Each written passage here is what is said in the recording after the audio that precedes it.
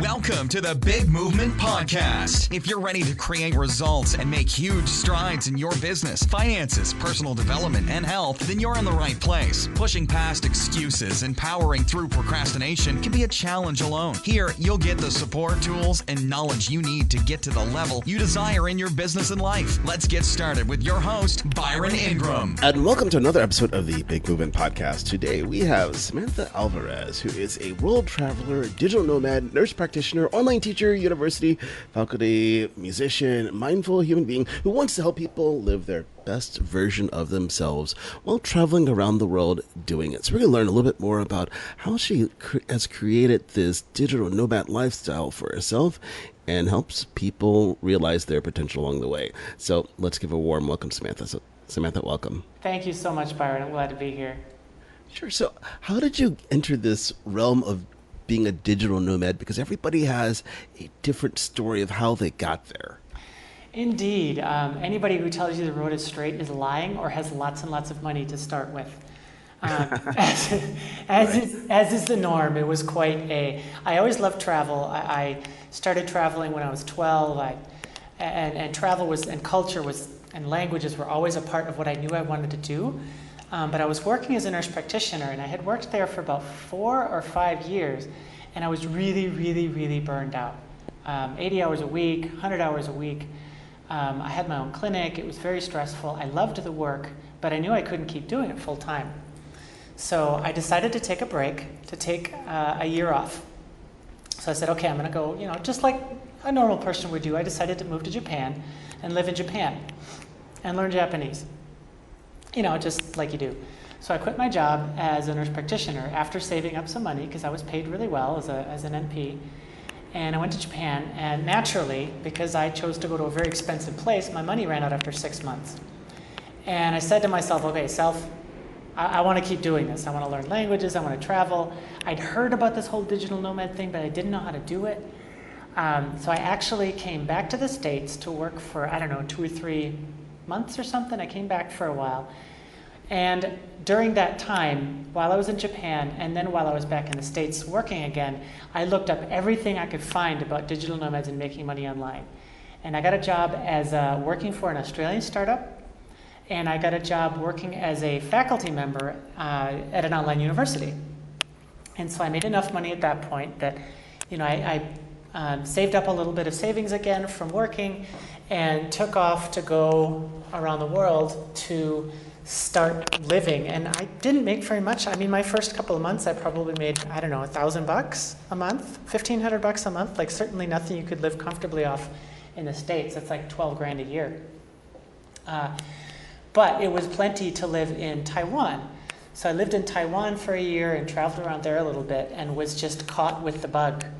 And so from that point, I started my own business, which then failed catastrophically, then started something else, which failed not quite so catastrophically, then started something else, which kind of broke even, and then started something else where I'm now doing really well for myself. And it was very much having a goal in mind of, okay, this is what I want. I want to live in these different places, live in different time zones with different cultures and different people. I want to learn a bunch of different languages, and I want to be able to use my skills in order to do it. So I made it happen, and here I am. I've been digital nomading for about 3 years now, and I have done probably a dozen different jobs as a digital nomad, tried a bunch of different things. I've had 63 jobs in my life, so I'm no stranger to starting new things or starting over afresh. And I just kept going at it until something clicked. And now I'm doing really well. I have a language courses, and I also do sales consulting for different startups. And I really love what I do, and I'm able to live where I want and work hard and do the things that I really care about. That is quite the transition, because so many people, if they were in your shoes, they would have not continued along that path. Like you think of when you were in Japan, if the moment they ran out, they would have went right back to what they were doing before, but you were determined to make it work. And you figured out a way to do it. Absolutely. Once I got a taste of it, I knew that was what I needed. I love being a nurse practitioner, and I would definitely go back to it. And in fact, whenever I go back to Tucson, where I was working as an NP, I still work a couple of shifts because I love the work. It's just that's not what I want to do full time, and I don't want to be dependent. I don't want my job and my income to be dependent on one location. I want to be able to do it from wherever I am. And so I just knew that that's what I wanted to do, and I knew that if I went somewhere cheap, I'd have a lot better chance of doing it. And Taiwan has faster internet than I could pay for in Tucson for $20 a month. I spent less than $1,000 a month to live in Taiwan and still had a little bit of money left over during those first, 6 months or 12 months or something when I was digital nomading while I was getting stuff figured out. And it's, it sounds really fun and sexy and wow, you can do whatever you want, and laptop on the beach kind of thing. There's a lot of myth and mystery around that. The truth is, it's just a different kind of lifestyle where I get to do the things that I truly value, which is make connections with new people and new cultures and new languages, teach people, and be involved in languages and music. That's what's most important to me in this lifestyle. It allows me to do that. It sounds like there is that misinformation about what people think about digital nomads, like, oh, everyone's living by the beach, but it sounds like you're able to do the things that you want to do. So you've defined that this is how you want your life to look like, and then you went and did it. Exactly. I tried living on the beach and I didn't like it. The internet sucks. The sand gets in your laptop. I hate to bust on everybody's dreams, but the actually working in the beach didn't work for me at all, and it doesn't really work for most people. It's a great picture to look at, but for some people that's what they really want. Like they really just want to be able to do that, and I have friends who do that, and bless them. But that's not what's most important to me. I actually prefer mountains over beaches, so I like to be in places where I have access to mountains. Like I'm in Brazil right now, and I have access to different mountains and different climates where I can go and play and do things.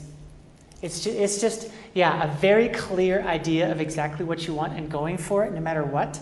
When you create that level of clarity and a goal that is that laser-like focus, the universe will move mountains to help you get there. And that's what matters, because I think people, they get stuck on this notion everything has to be templated. It has to go according to a particular plan. Mm-hmm. But there's so many ways of doing it. It's that there's not like you think of in the beginning when you're working these different jobs, you're making $1,000 a month, but it provided for you to do the things that you want it to do. I had the lifestyle that I wanted, and I was really happy with that. Once my student loans kicked in, I couldn't live on $1,000 a month anymore, so I had to start looking for some other stuff. But it really, just like you said, the template itself, what many people don't realize, the template itself is socially constructed. You were given that template by somebody else, by parents, by friends, by teachers and society that, oh, this is what life is supposed to look like. And for some people that works. Both of my parents worked like my mom's a teacher, my dad was a programmer. Like they both really enjoyed their jobs and really got a lot of satisfaction out of them. I'm like, that's great. Like there's no reason for you to try and go be a digital nomad and screw the 9 to 5 and all the kind of posturing that you hear from some of the digital nomad community, which there's a lot of power behind that kind of community, but it didn't work for me. And as a matter of fact, when I looked at the narrative of what a digital nomad is supposed to be, I kind of failed that too. Like I just took on a new template and thought, okay, this is my template. I'm a digital nomad. This is what a digital nomad looks like. And I tried to do that and wasn't happy with it and failed with it. Mm-hmm. So I ended up creating my own new template and saying, okay, what are the things that truly matter to me? And how do I get those things? And then once I focused on those 3 or 4 things, these are the things that are most important to me, and went for them. Doesn't matter what the job is or the pay is or the relationship is, just figure out what your life looks like if you can do these things that you are utterly and absolutely committed to doing. And that's what allowed me to get where I am and stay here. And it's interesting you mention about how people get the templates they're operating off of. Because if you think about the educational system that people go through, people hear that it doesn't matter where you are in the world. If you go to school, you get good grades, keep going, you're getting a good paying job, and then it just keeps going from there. That people have been conditioned to not think about there's another way. You can build a business that supports the lifestyle you want to have. Absolutely. I have a master's degree. I'm a nurse practitioner. I'm a big fan of higher education, and I gained a lot. I actually have 3 bachelor's degrees. I'm school crazy. I loved getting an education, but for a lot of people, it's just not the best way to go. Like, if you take a close look, 18, 20 years old, these are the things that I want. Maybe education is a great way to start it, especially if you're not sure what you want. But if you already know what you want and you just want to go for it, for goodness sake, go build a business, go to tech school, go to a program that's going to get you exactly what you need. Go to some kind of like a coding boot camp, or an entrepreneurial boot camp, or something where you can do the things that really make you passionate. Because if you're not into it, college is going to suck. Like, if that's not your thing, don't do it. Right. And here's what I think about college, which I'm all for it, but it should be done in the right way. Mm-hmm. That people need to know what the heck they want to do, for starters, because otherwise it's a very expensive way to discover it. Right. But the other component is not to pick a school just because it has a program that's there. You want to pick it because of the network that you'll have access to. When you go to a university, when you choose to go to a university, what you get there is, yes, the learning how to learn, and that's very valuable. How to function around education and learning, because there's a lot of things that are based off of that higher education template. But what you really get is it helps you form yourself as a person so that you can figure out exactly where it is that you're going. And I completely agree with you. What you come out with, number one, out of university is, who are the people that you want to be around? And zeroing in on those people and creating relationships with those people, and you have relationships with faculty and with staff and with other students there. When you go to university, there's a contract, there's a social contract between you and the university. The university says, we're going to do our best to get you all the things you need to succeed. And you say, I'm going to do my best to take what you give me and do all the things I need to do to succeed. And there's a lot of value in that as a social construct to help you create a successful you. But it's a very specific kind of structure that works really well it worked great for me, and for other people it doesn't work so well. So if that structure really works well for you, then yeah, go for it. And if it doesn't, don't feel like you're a bad person for going and finding your network elsewhere. Right, exactly. It's all about what you want to accomplish. Used for an example, depending on where you are in the country or in the U.S., if someone just said that they wanted to become a lawyer and they wanted to, say, work at a top law firm, let's say in New York City, well, before they just start applying to any and every law school out there, they should find out which ones do they hire from, and then you'd base your decision upon that. Like, if you want to do that, you know your outcome, and then sure, you're going to it for that thing. Or let's say that someone really wanted to work as part of startups out in San Francisco and have a higher chance of being picked up by one of the multitude of tech firms. Well, then find out what schools do they network with, what schools do they typically hire from, and you go down that route. But if you're just wanting to create a business, well, that's an expensive way to figure it out. Yes, it is. And you're absolutely right. If you want I just totally forgot what you said. The people who are really successful think several steps ahead and plan several steps ahead. If you already know what you want, for goodness sake, honor that in yourself. And if you don't know what you want, then spend some time with yourself doing that. And I don't mean have another beer and just whatever, but actually do some genuine introspection. Because like you said, if you know you want to work in a high-powered law firm in New York, then yeah, you need to go to law school, but you need to, like you said, figure out which law schools will get you there. And if you're an undergrad, figure out what you need to do as an undergrad to get there, to be successful in getting into that, NYU law school or wherever it is that you think you need to go to get hired by that high-powered place, you have to think 3 or 4 steps in advance and figure out, like, okay, here's where I want to get. The clearer of a vision you have of where you want to get, the more likely it is to succeed, and the more likely you are to find concrete steps. What can I do right now, today, to make my future come true as a high-powered attorney at a law firm in New York City? And that is priceless, because so many people today don't have a clear vision of what they want to accomplish. And it's not just about going to school, it's about being an entrepreneur in general, where you think of how many times you hear someone says, oh, I just want to help people. Congratulations, you've narrowed it down to 7.5 billion people on the planet. Right. So true.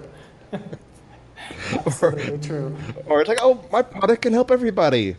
Really? If everybody is your customer, then nobody is your customer. That's just the way it works. Right. That's what I even tell them. And I try to hold back the sarcasm, but it just flows out like, so what you're saying is you're going to outdo Walmart. Right. Well, good luck with that. But people do that because we don't have courses in entrepreneurship. Right. We don't offer that until like business school. And even in business school, there's not much around it. There's some, but most of it is about like the social template about go to school, get a job, get married, have some kids, buy a house, get in debt, do the thing. Like to actually teach kids, for example, entrepreneurship, there's almost nothing out there. And I have a lot of entrepreneurial friends who are having kids, because I'm at the age where a lot of my friends are having kids. And none of them can figure out how the heck to teach their kids entrepreneurship other than just being themselves. To Right. actually give a curriculum to the kids, like there's very little of that in the public education system, and even at the university level, like how to go and do your own thing instead of following in the template footsteps is very hard to get that information. You really have to be self-motivated and create that education yourself. I certainly did.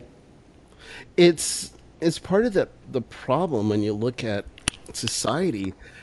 Everything is about, say, conditioning people to fill a role in society you're going to work for a company. It's rare when you'll hear someone say, this is how you become an entrepreneur. This is how you create a business, because it's that industrialization effect. If you think about society in the past, if you were to turn back the clock, of more than 100 years, when the vast majority of people were entrepreneurs, it was, hey, this is how you learn a trade, this is how you learn a skill set, and you create a lifestyle for your family based on that. And then because of large factories and so forth, where more people started going to the factories to work because it was more cost effective to produce things on scale, it started the diminishing returns of, why go into business for yourself? You're working harder to make the same than if you just worked over here. Absolutely. And it just kept compounding. And then they designed the education system to meet the needs of the industrial complex, which is you want people who are going, you want 20 to 30 people in a classroom in rows, learning things from a teacher. I mean, that whole system of education is only, 150 years old or something like that because of the Industrial Revolution. That's why we teach people the way that we do. We teach children to be worker bees because that's what we need in society right now. That's our societal construct for what education looks like. And yet we don't teach kids basic things, even teenagers, about what does it look like to balance a checkbook? What does it look like to have your own business? What does it look like to know what profit and loss are for a basic business, not necessarily like an economy class where you're doing it for a whole country? We just don't teach those things because they're not as valued in society. Right. We live in that world where for it to be successful on its current model, the vast majority of people have to fit into essentially a cog in the wheel. Right. That if people en masse decided, you know what, I'm just going to go into business for myself, it would cause mass chaos. It certainly would. And yet here it comes. Right. But this is what's happening because more and more people, they're waking up and realizing, oh my gosh, I just spent the past 15 years grinding away in hopes of getting a promotion so I can move up the ranks. And they said, we're going to promote somebody else. And they're realizing they want to take control back in their life so their future is not dictated and controlled by someone else's thoughts. You know, I'm just thinking of this. I have no idea if there's any backing behind this, but I'm immediately wondering when you say that if this is a major causal factor of the midlife crisis. Like, we do something for 15, 20 years, and then we're like, okay, now I'm looking back at my life and going, oh wait, like, I've just been doing this and I'm not really happy with it. How can I do what actually makes me happy? And when most people who go into entrepreneurial ventures are doing it against the grain of their parents, of society, one of my best friends who's 15-year-old wants to be an entrepreneur. She's terrified. She's like, how can you possibly make a living for yourself? Why don't you get a job first and then try out that whole entrepreneurial thing later? That's the rhetoric that most people going into entrepreneurialism are getting. And yet there's a whole different life and world out there when you do try it. Like, wow, people are actually really willing to help you along this because they're like, wow, you're doing something different. That's cool. Let me help you. Right. It's a different world because people have that fear because it's something they don't understand, that you are creating your own economy. You're not limited to what you're going to make because a company says, well, you're worth X amount of dollars to us this year. And then when it comes around for the next year, oh, well, we're keeping everybody's pay the same. Mm-hmm. Well, if you look at it as an entrepreneur, you can give yourself a pay raise whenever you want. Just get another client or sell something else. Right. The best way in business, in pretty much any field, the best way to get yourself the biggest raise possible, do you know what it is? Oh, let's see here. The humor part of me says win the lottery, but I know that's not the answer. Get a new job. Quit your job Right. and get a new one, because when you stay with the same company, you'll often get a cost of living raise. Oh, the economy's not so good. Oh, we're tightening down the belt.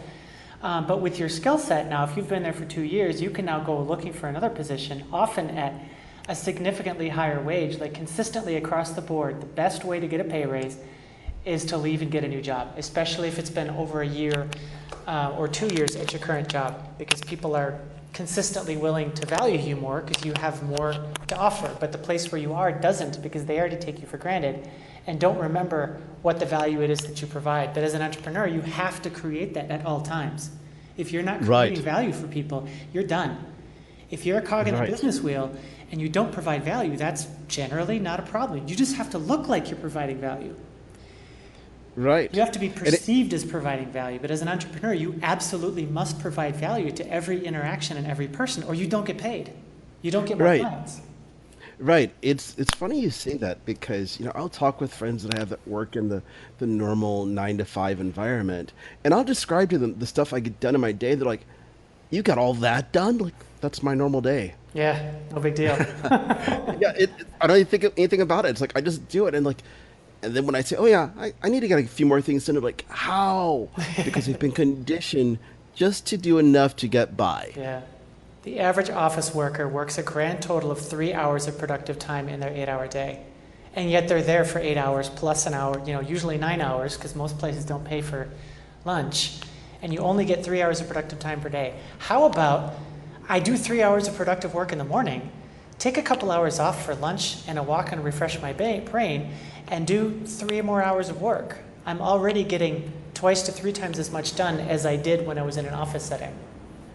Right, exactly. And typically that's how my days will go. I'll get a bunch of things done, then I will go meet with clients or do whatever else, and then, oh look, okay, let me sit down and get some stuff done in the afternoon. Yep. And it works great. Or sometimes it'll be even something simple like, let's say there's a new movie coming out. I do not want to go there in the evening where there's several hundred other people clamoring to get in the same theater. I will go in the middle of the day where it's kind of funny because I don't remember what movie it was, but it was several years ago. It was a matinee performance. I look around the room. I saw a couple people I knew. Everybody was an entrepreneur. Like, same idea? Yeah. I do all of my personal self-care stuff in the middle of the day for the same reason. I like waking up in the morning, I have a morning routine, and then I do my big whatever, the biggest project I want to get done today. If I finish this, then I'll be happy with my day. And I'll work on something big for a couple of hours, and then I'll take a break for a couple of hours to go and do stuff. I'll take a language lesson, or I'll go to, I'll work out, or I'll go to a movie or something like that. And then I get so my deep work is in the morning, and then a break, and then my kind of not quite so deep work, like emailing people and all these other kinds of phone calls and stuff I do in the afternoon, because that's my natural rhythm. And I'm able to adopt that because I set up my schedule that way. Right. It changes everything because you want to build your lifestyle or build your work that supports the lifestyle that you want to have. And that's the whole purpose of becoming a business owner. If you want to do these things, why follow that routine that you've been conditioned for? Sure, it takes self-discipline to get things done, but then to have the freedom of time, it's great. It's priceless. It's priceless. Right. I'm really glad I don't make $1,000 a month anymore. Like I do much better than that now, and I can pay my student loans and I can live my life. Whereas that wasn't sustainable in the long term. But I absolutely would do it again in a second if I had to, because number one, I already did it, and number two, it allowed me to do the things that I really wanted to do. I mean, that allowed me to move to Taiwan and learn Chinese, because that's what I really wanted to do. I wanted to learn Chinese. I wanted to learn the writing. And I'm like, I'm not going to do this in my regular life unless I'm there. So I picked up and moved there and said, okay, I'm going to learn Chinese. I think that's something there that you really hit on, that people have to comprehend, that it's not always how much you make, because we live in that mindset. You think of all the ads you see online, make 6 figures, make this, make that. But in reality, it comes back down to knowing your outcome. And that, you wanted to live over there and build to learn Chinese. Well, figure out what does it take to do that. And then that becomes that break-free number. So if you can create this, that's going to allow you to do the stuff you really want to do. $1,000 was my non-homeless number at that point. Actually, I probably could have made it on about 800 or 900, but and that's exactly how I looked at it. What amount of money can I make and not be homeless? And have time and freedom to pursue the things that I really want to do. Because I knew that once I started doing it and got good at it, I was going to have opportunities to be able to do much better. And I do make 6 figures now. But that's not where I started, and that's not where my mindset was. And I had a client just the other day who was telling me she wants to make 6 figures a month. And I said, well, why? So I do sales consulting, right? And it's I'm talking to her about her sales funnel and all the stuff that she does, and she's like, I have to make 6 figures a month. And I said, why? She's like, well, I don't know, I just have to. And I'm like, well, what are you going to do with 6 figures a month? Like, if you don't have a reason for it, why bother trying to build a business that can support that? Like, you don't need that. Like, I don't really want that for myself unless it also affords me the lifestyle that I want. That's more important to me, is being able to do the things and having the freedom that I have locationally and financially to be able to do the things that are important to me. That's more important to me than how much money I make. Right, exactly. Because people are stuck on a notion that they have to make a certain dollar figure. But it's more about how do you want to spend your time? Because it's that great equalizer we have. No matter who you are in life, it doesn't matter if you're running a country to working at a 7-Eleven, we all have the same 24 hours in a day. It just comes down to how do you want to spend them? Money is renewable. Time is not. Time is a much more precious resource than money in the long term, because you will never get it back. A lot of people, when they look at digital nomading or laptop lifestyle or whatever you want to call it, they think that until they can replace their current wage, they're failing. And that's it's a big mind shift that is really important to make, because I was able to live in Taiwan on less than $1,000 a month, doing things that I loved. And I was just fine. Like, I had plenty to eat. I mean, you could have a full meal there for $2. It's cheaper to eat out than it is to cook in your own home. So most people don't have kitchens there. And it's just, if you look into completely different lifestyles and are dedicated to here's what I need to do, you find out that, if you make $60,000 a year now doing, whatever it is that you're doing, that's $5,000 a month.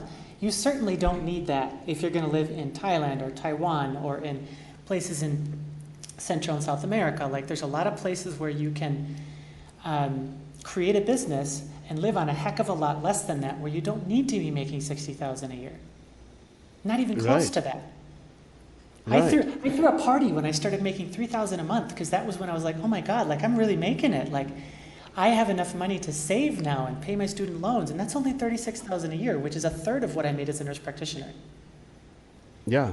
I made 3 times that much, but I was much happier living in Taiwan and making way, way less money. Right. But if you think about it, the lifestyle that you're able to live, how much would you had to make in just being a nurse practitioner to live to have the same exact type of things? Yeah, at my job that I had, it was physically impossible. And it's true for many people in the work world. Like I only got so many weeks of vacation per year. They would not allow me to take unpaid leave. And whenever I left, there was nobody to cover my position. So I just came back to more work than when I left, and a lot of angry patients. And several times when I took vacations, people actually died. And that really, really hurt me. And I said, I can't take this level of, I'm just not interested in being part of this. The person who was covering for me refused to take appropriate care of my patients. And the final 2 times that I took vacations, the first time 1 person died, and the second time 2 people died. And I'm like, this is something that I would have, in each case it was a cancer diagnosis where the person died a couple of weeks later and would have had a chance had somebody done something about it. And the other fun one was the person had broken her wrist, and the guy who was covering for me refused to look at the x-ray. So I came back 2 weeks later to somebody's broken wrist where I have to send her to the hospital to get it rebroken so they can fix it. Like, I just Ouch. that level of stupidity, or it's not even stupidity. He wasn't stupid. He just didn't want to be engaged with the work, and I did. Right. And I didn't have anybody who I could trust to hand it over to, and I couldn't just take like 3 or 6 months off to go travel. So I had to quit my job to be able to do what I wanted to do. If I did it over, I could potentially do it now. Like I could, take a seasonal job or do some other things, but I didn't know about that then. All I knew was you work hard and you do your thing, or I don't know what you do. Right. So how does, when we're thinking about becoming a digital nomad, what are some of the best ways for somebody to do it? Because I'm thinking, all right, I have a good job, but then how do I make money if I'm living in Brazil or I'm living in Taiwan? Because the only thing they've ever thought about is they get in their car in the morning, they drive to wherever their office is, they sit there and play games on Facebook and actually do work for about 3 hours of the day. Right. It depends on your personality, but there's one of 2 ways to do it. There's the Geronimo, oh my God, desensitization way to do it, which is move to Thailand right now. Just go. Some people can do that, and I actually know quite a few people who've been successful at that. They went with almost nothing in their bank account, and they're just like, I just have to figure it out. That is not the way that I do it and that I recommend people do it, but I do know that it works for some people and some personality types. The way that worked for me was I had time when I was in Japan. I left my job and I was in school 20 hours a week, and I used the other 20 to 30 hours a week that I would normally be working in like a quote normal unquote job, learning everything I could about working online, learning online, entrepreneurship, businesses, because I had no background in it whatsoever. And so I just spent about 3 months straight looking up everything I could find. I was voracious. I found all the blogs, all the podcasts. I listened to hundreds of podcasts about different ways to become an entrepreneur. And then I looked for the ones that were most comfortable to me, which in my case was I wanted to teach at a university. And that was you can get paid to do that. And then I wanted to work for another startup that was already happening, but I wanted it to be a small one where it was small enough where I could be family. So I applied for jobs at universities, and I applied for, I joined a couple of paid communities. That's one of the best ways to do it. Paid communities of digital nomads. It wasn't super expensive. I think it was $100 or something to get into this community of people who are already doing digital nomad stuff, and they would post jobs there every once in a while. And that's actually how I got my first job other than the teaching gig, is to start networking with people, because I had no connections to start with. So that's how I did it. Oh, very nice. Because I think people, they have this innate fear that they're leaving this world of certainty and going to uncertainty. Like, but I'm leaving this well-paying job and then I have to go out there. But it's this myth that's in place, because you think about the number of businesses that have downsized or they've had to make cutbacks or whatever, that it's the least secure way of doing it. Because you think about the number of people you've heard where they've given 20 plus years to a particular company, and they have, let's say, a couple years to go, then they can qualify for a corporate pension plan. But then they come out with a cutback, like, I'm sorry, your services are no longer needed. And the reality is, well, they're needed, but we just don't want to have to pay you into perpetuity down the road. Exactly. I agree completely. I mean, and part of that, for some people that's not true. For some people they have some more security and they enjoy what they're doing, and that's great. But to think of the employed work world as inherently safe is a fallacy. Most people are in credit card debt and have, living from paycheck to paycheck, and I've totally been there myself for years. And you're like, what would you do if you lost your job today? Like, oh God, I'd have to go get one within the next week because I couldn't live without a paycheck. Well, how is that secure then?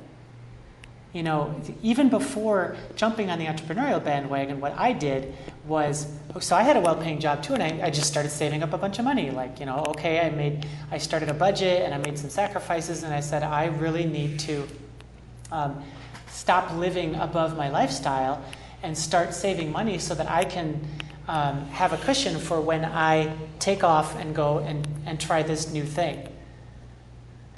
Right.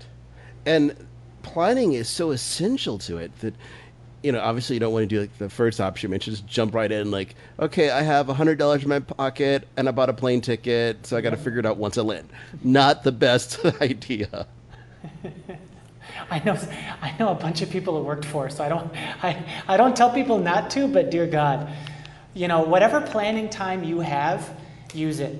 Refine your dream, refine your goal, save up money, figure out what you want to do, because you don't have to quit your job to start doing this. I didn't. I started preparing for my entrepreneurial journey a year before I left. That's not true. Well, it's kind of true. I definitely started preparing 6 months before. And I started saving a year before because I knew I needed something to change. I just didn't know what. So I started saving a year before, like something big is going to need to change soon, and I'm not sure what it's going to look like, so I need to be really serious about saving up money. And then about 6 months before, I really started looking into it. Where am I going to go? What am I going to do? And I had to give 3 months notice on my job because as a nurse practitioner, there's a bunch of issues and laws and things governing when and how you can leave jobs. So I had to give 90 days notice at my job. So I was well aware long before I was leaving that I was going and where I was going and what I was doing. And I really appreciated that. When I looked at the preparation that I did, it was very valuable to me to not have to figure out that on the fly, but instead to have some cushion and be able to screw things up, because you're going to screw it up. That's just the norm. Right. There's going to be things that don't go according to plan, but I think one of the most overlooked ways that somebody can enter that digital nomad world is depending on their employer, if checking to see if they can work remotely. Exactly. Yeah. I'm a remote, that's how I started. Was I worked as a remote worker for a company, and then I started working as a remote consultant, and now I just have my own clients. Like, I've done all three, and there are a lot of people who could, I know quite a few people who've done it that way. That's probably that's essentially the way no, that's not the way I did it, because I really left. But I know a lot of people who have done it that way, and it is absolutely possible, because what you have to do is prove that you are more productive when working from home than you are when you're in the office, because it's actually quite easy to do, because there's no distractions, there's no stuff happening, there's no, you have to look busy. You just do the stuff, and then you're done, and you go and do something else. Like it's Right. if you have the right kind of mentality where you can work from home, because some people just can't, they need the structure of something else. But of those of us who have the just personality type and possibility and can train ourselves to work from home or work from, the beach or whatever, it's much easier to be more productive because once you get in the zone, you just go for it. Right, exactly. That's the best thing. When there's no distractions, I can fly through stuff. Like, wow, I got through a lot of things on my list today. Excellent. And I'm happy about it. Versus, I think about if I was in an office someplace, the number of distractions, people come in like, hey, I got a question for you this. Before you know, like, I didn't get through anything on that list today. Versus, I can put my phone on airplane mode. I can shut off Messenger, everything, and essentially just work in peace and quiet. My airplane is on phone mode. My phone is on airplane mode until 10 o'clock every morning because that's when I do the things that require me to have the most focus and the most, like the depth of focus where I really need to, think about something to solve a problem that's beyond my normal problem solving for that exact purpose because I don't even want the questions on email or phone or text or wherever. Right. When it comes to responding to people, the first hour to hour and a half of my day, unless a building is burning down or something along that level, I'm not talking to anybody. It just doesn't happen because that's all my me time. I spend the first part of my day journaling, planning out my day, just working the mental mindset. Because you think about it's one of those things that helps people become successful. You look at patterns. The people who are highly successful, they always carve out time for themselves each and every day. Absolutely. Absolutely required. Oh, it is. Because you think about what happens. We live in this digital world that the moment that you start connecting to devices, people want a piece of your attention. And before you know it, you look at like, I didn't do anything for myself. And then the cycle repeats itself over and over again. Working remotely or working from home and entrepreneurially is a huge exercise in setting boundaries. One of the best things I learned when I first started really, I had consciously decided I needed to branch out and I had to figure out how to segment my money and my time to only be toward things that it had to be a hell yes or it was a no. It had to be a 9 out of 10 or a 10 out of 10 or I had to stop doing it. And I had to cut a lot of activities and time with people that I really enjoyed, but it wasn't a 9 or a 10 out of 10. But that freed me up so that now almost all of my time is spent on things that are 9 out of 10 or 10 out of 10. And that feels so much more, not exciting, but satisfying to be making the difference that I'm uniquely put on this world to do, rather than things that I'm pretty good at. Right, exactly. That's what you have to do.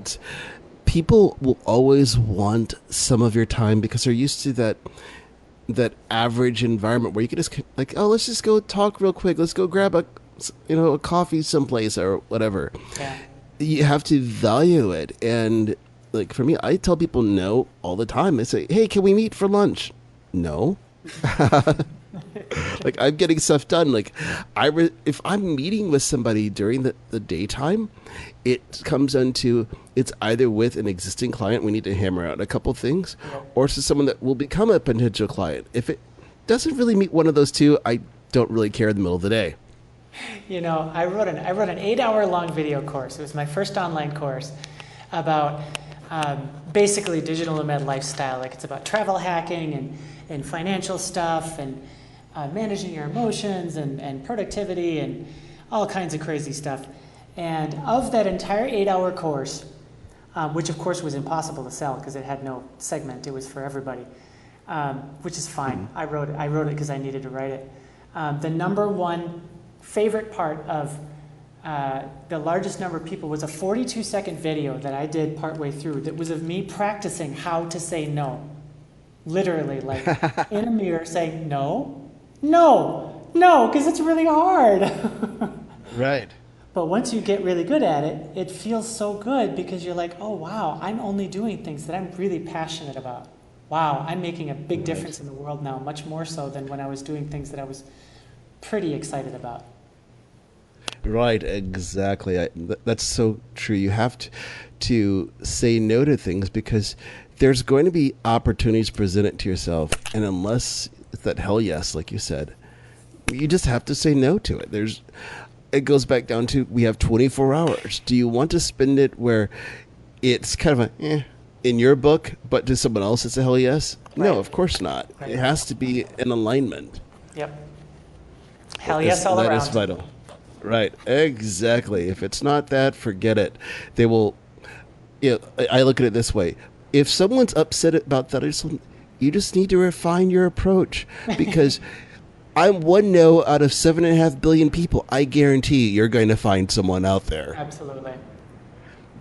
Just start talking to more people and be efficient about it. Otherwise, if you're doing it one at a time, you don't live. Your lifetime is not that long. No, find a new way to talk to people. There's lots of them out there.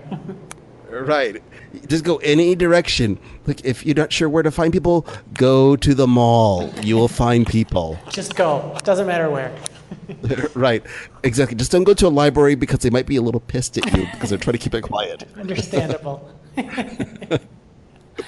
So now as we begin wrapping everything up, what is one tip that you would recommend for people to do if they're really wanting to become a digital nomad and to start changing their lifestyle? The most important, absolutely number one thing is to figure out what you want. Digital nomad is a very vague, it's very sexy, oh God, I want to do the thing, it's so cool, but very few people have an actual real understanding of what that means or what you want to get out of it. So finding some kind of way where you can, figure out what your goals are and connect with them on a really deep level. That's actually another one of the online courses that I wrote was exactly for that, was figuring out, what did I call it? Reclaim your life, setting and achieving goals, meaningful goals or something like that.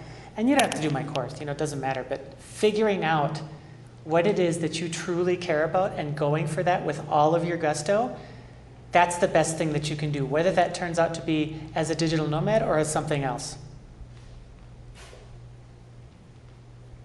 Okay, well, that's what you want to do. Yeah. It makes all the difference in the world.